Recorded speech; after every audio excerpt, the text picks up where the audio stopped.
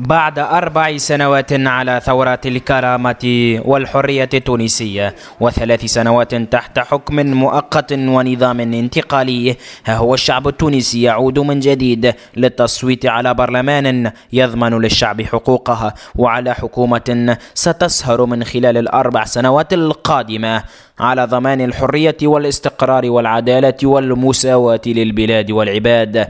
إذاعة الحرية زرزيس قامت بزيارة مركز اقتراع بمنطقة السويحل، وقد رصدت لكم هذه الصور.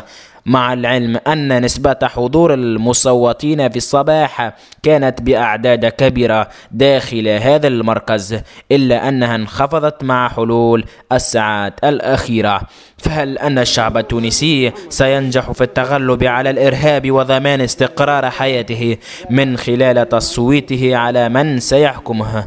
هذا سؤال سيبقى خالدا في ذاكرة كافة الشعب التونسي. رضوان كنيس، لدى إذاعة الحرية زرزيس، من مركز اقتراع الهيئة العليا المستقلة للانتخابات فرع زرزيس بالمدرسة الابتدائية واد عبد بيه.